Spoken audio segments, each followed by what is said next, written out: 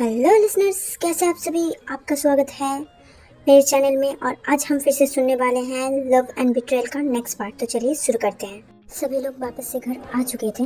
आयाना वो कुछ ज़्यादा ही हैप्पी थी। वो अपने कमरे में जाती है एंड उसके कंधे में जो बैग था उसे नीचे पटकती है, अपने पैर फैला के लेट जाती है। मतलब उसके पैर के आधे हिस्से, मतलब घुटने से नीचे वाले पार्ट, वो नीचे लटक रहे थे एंड बाकी का जो बॉडी है वो रिलैक्स कर रही थी बॉडी के ऊपर। वो अपने हाथ को भी फैला के लेटी हुई थी एंड उसके फेस में एक स्माइल थी। और वो बोलते हैं फाइनली मैं घर आ गई हूँ उस चिड़ियाघर से।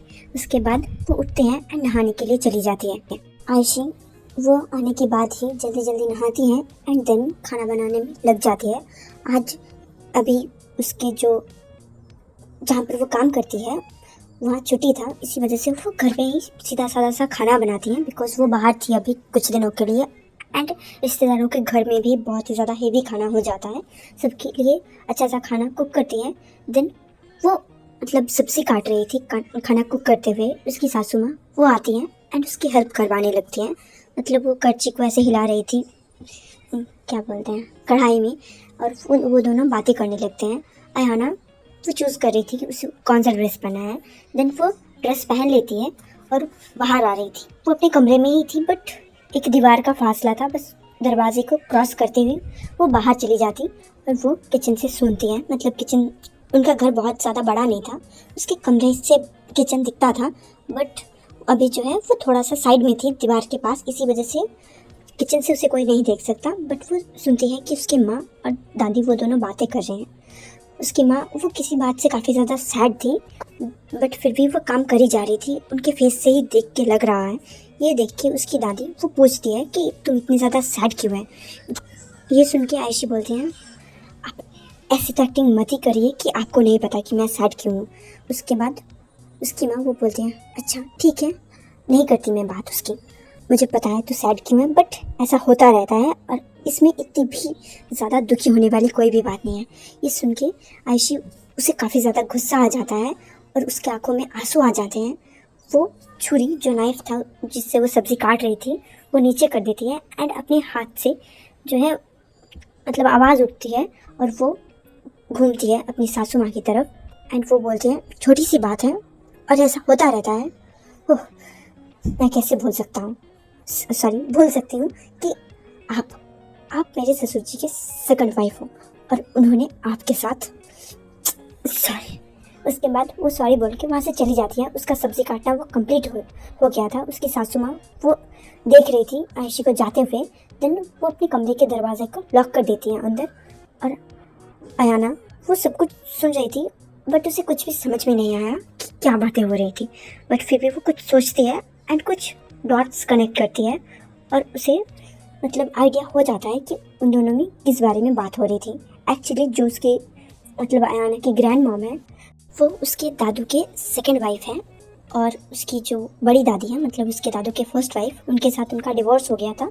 उन दोनों का कोई बच्चा नहीं है और शायद से इसी वजह से उन्होंने सेकंड मैरिज करी है। आगे जानेंगे वो। आयाना वो बाहर आ जाती हैं एंड आने के बाद सोफे में बैठ जाती हैं। जो हॉल था वहाँ पर उससे ही किचन दिखता था एंड उसी के बगल में उसका कमरा था। वो आने के बाद वो हॉल में बैठ जाती है सोफे में। देन टीवी ऑन करती है और वो एक बार अपने पेरेंट्स के कमरे की तरफ देखती है जो कि अंदर से लॉक्ड है, और दूसरी बार वो अपनी दादी की तरफ देखती है जो कि खाना पका रही थी। वो टीवी ऑन करने के बाद वहाँ पर अयान वो आके बैठ जाता है। थोड़ी देर तक वो अयान की तरफ घूरती है, काफ़ी अजीब से घूर रही थी। मतलब ऐसा नहीं है कि वो अपने भाई को प्यार से घूर रही है, बट अजीब सी कुछ सकी भरी नज़रों से घूर रही थी, जो कि एक अनजानी सी फीलिंग अयान के मन में डेवलप कर रही थी। ये देख के अयान वो खड़ा हो जाता है सोफे के ऊपर और उसके बाद अयाना की गोद में बैठ जाता है और वो उसके फेस को पकड़ते हुए बोलता है कि दी आप मेरी तरफ ऐसे क्यों घूर रहे हो। ये सुन के वो स्माइल करती है एंड उसे हग कर लेती है, मतलब उसे पकड़ लेती है और बोलते हैं, ऐसी कोई बात नहीं है, वो एक्चुअली ना मुझे तुमसे एक चीज़ की उम्मीद है। ये सुन के अयान बोलता है कि अच्छा किस बात की उम्मीद है। वो अपने सर हिला देती है ना में और फिर टीवी देखने लगती है। अयान को कुछ समझ नहीं आता बट फिर भी वो भूल जाता है उस बारे में और वो भी टीवी देखने लग जाता है।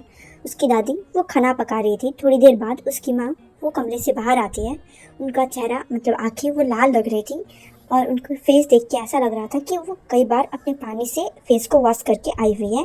एंड ऐसा भी लग रहा है कि वो रो रही थी।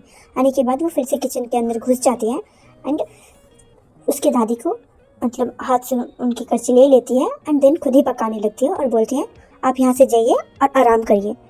उसकी दादी थोड़ी देर तक अपनी बहू की तरफ घूर के रहती है, मतलब घूर रही थी। उसके बाद जब आयशी ये चीज़ नोटिस करती है कि अनमोल उसकी तरफ ऐसे घूर रही है, वो बोलती है मेरी तरफ ऐसे मत घूरिए और अपने कमरे में जाइए। ये काफ़ी कोल्डली उसने बोला था, काफ़ी काम लग रहा था, बट फिर भी उसकी इंटेंसिटी उसे समझ में आ गई थी अनमोल को एंड वो वहाँ से चली जाती है। आयाना किचन की तरफ थोड़ी देर तक घूर रही थी, जो आयशी ने नोटिस नहीं करी। वो पीछे की तरफ घूर रही थी आयशी को, मतलब पीछे से, और आयशी वो खाना पकाने में लगी हुई थी। वो देखती है कि उसकी दादी वो अपने कमरे में चली गई है एंड वो फ़ोन में कुछ देख रही थी। उसके बाद वो अपने दादाजी के फ़ोटो की तरफ थोड़ी देर के लिए घूरती है और उसके बाद फिर से वो अपनी माँ की तरफ देखने लगती है। अयानी ये चीज़ नोटिस करता है और वो धीरे से पूछता है दी आप माँ की तरफ इतनी देर से घूर क्यों रही हो। ये सुन के अयाना बोलती है वो मैं ना सोच रही थी कि आज खाने में क्या बन रहा है। उसके बाद वो अयान को अपनी गोदी से नीचे रखती है, मतलब सोफे की दूसरी तरफ, एंड देन खुद उठ जाती है और किचन की तरफ चली जाती है। उसके बाद वो अपनी माँ को देखने लगती है, मतलब खाना जो पका रही थी उसकी तरफ वो देखती है और स्मेल करती है और बोलती है ये तो काफ़ी अच्छा स्मेल कर रहा है। उसके बाद उसकी माँ, उनकी आवाज़ में ऐसा लग रहा था कि वो थोड़ी देर पहले ही रो के आई है, बट फिर भी अभी उनका आवाज़ थोड़ा सा ठीक हो गया था, बट फिर भी ये चीज़ नोटिस हो रहा था। और वो बोलती हैं अच्छा कद्दू की सब्जी तुम्हें तो बिल्कुल भी पसंद नहीं है। ये सुन के अयाना बोलते हैं हाँ पर मैं तो खा लेती हूँ ना, और आज कुछ अच्छा लग रहा है। ये सुन के वो फिर से स्मेल करती है और मन में बोलते हैं सच में काफ़ी अच्छा है। देन वो अपनी माँ की तरफ देखती है एंड उसके फेस को पकड़ती है। उसके बाद उसके फोरहेड में किस करती है और बोलती है काफ़ी अच्छा बनाया है आपने। उसकी माँ वो अभी जैसे और कंट्रोल ही नहीं कर पाएगी एंड रो पड़ेगी, बट फिर भी वो खुद को काफ़ी कंट्रोल करके रखती है और उसके हाथों को छुड़ाती है और बोलती है जाओ यहाँ से। वो लोग टीवी में कुछ जो है फेयर टेल्स होते हैं ना, उस टाइप के कुछ मूवीज़ देख रहे थे। मुझे नहीं पता कौन सी कंपनी बनाती है, मतलब कंपनी नहीं, जो कुछ भी है मुझे नहीं पता कौन बनाती है, बट फेयर टेल्स वो लोग सिनेमा के फॉर्म में जो होता है एनिमेटेड वो वाले देख रहे थे। और उसमें जो है जो प्रिंसेस है उसे प्रिंस बचाने आता है, मतलब आखिर मतलब ख़त्म हो जाता है।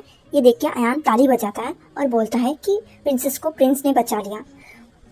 ये सुन के ही अयाना और आयशी दोनों ही उसकी तरफ देखते हैं और आयशी वो बोलती हैं कोई भी प्रिंस आता नहीं बचाने के लिए, खुद को ही खुद को बचाना पड़ता है। और हमेशा एक औरत को इंडिपेंडेंट होना चाहिए, किसी के ऊपर भी डिपेंडेंट नहीं होना चाहिए, ना ही फाइनेंशियली, ना ही मेंटली और ना ही फिजिकली। अगर आप स्वस्थ हो तो ये तीनों चीज़ें आप ही के कंट्रोल में होना चाहिए। ये सुन के अयाना वो बोलते हैं सेम टू यू, ये बोल के वो चली जाती है। एंड आयशी जो किचन के कैबिनेट की तरफ घूमती है एंड उसमें हाथ के ऊपर अपना पूरा बोझ डाल के मतलब रोने लगती है। काफ़ी साइलेंटली रो रही थी, किसी को पता ना चले, बट अयाना जैसे उसे पता है कि उसकी माँ रो रही है एंड उसे ये भी पता है कि वजह क्या है। लंच टाइम हो जाता है, सभी लोग डाइनिंग टेबल में बैठे हुए थे। अनमोल वो पहले ही खा चुकी थी और वो अयान को खिला रही थी, मतलब उन दोनों का खिलाना हो गया था एक्चुअली में। वो मतलब अनमोल ने पहले ही खा ली थी, देन अयान को खिला भी दिया था और वो दोनों सो रहे थे। यहाँ पर ये तीनों ही बचे हुए थे खाने के लिए। अयाना वो बैठती है और उसके पापा वो थोड़े से लेट से आते हैं। आयशी वो बैठ के वेट कर रही थी, बट अयाना को ऑलरेडी परोस दिया था उसने और खुद के लिए भी परोसने ही वाली थी, मतलब वो खुद के और अपने हस्बैंड दोनों के लिए ही परोसती हैं खाना और वो वेट करने लगती हैं। अयाना वो 2 बाइट ऑलरेडी ले चुकी थी क्योंकि वो पहले खाना नहीं चाहती थी। आयशी ने उसे फोर्स किया खाने के लिए और वो बोलती हैं चुपचाप खा लो। इसी वजह से अयाना डर बोलो या फिर उनकी इज्जत करती है बहुत ज़्यादा, इसी वजह से टाल नहीं सकती, इसी वजह से वो खाने भी लग गई थी। 2 बाइट लेने के बाद उसके पापा वो आते हैं। वो लंच ब्रेक में आए हुए थे क्योंकि उनका ऑफिस उतना भी ज़्यादा दूर नहीं है।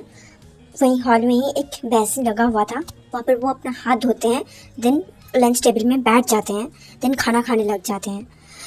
आयशी वो सिड को काफ़ी गौर से घूर रही थी। अयाना उसे कुछ स्ट्रेंज सा स्मेल आ रहा था जो उसे टॉलरेट नहीं हो रही थी, बट उसका खाना ऑलमोस्ट कंप्लीट हो चुका था। उसके बाद वो उठ के जाती है, अपना हाथ धोती है एंड अपने कमरे में चली जाती है। बट उसका दरवाज़ा वो लॉक नहीं करा था उसने, जस्ट ऐसे लगा दिया था। इसी वजह से थोड़ा सा खुल जाता है और वो बैठ के कुछ लिखने लग जाती है अपने पढ़ाई के रिलेटेड।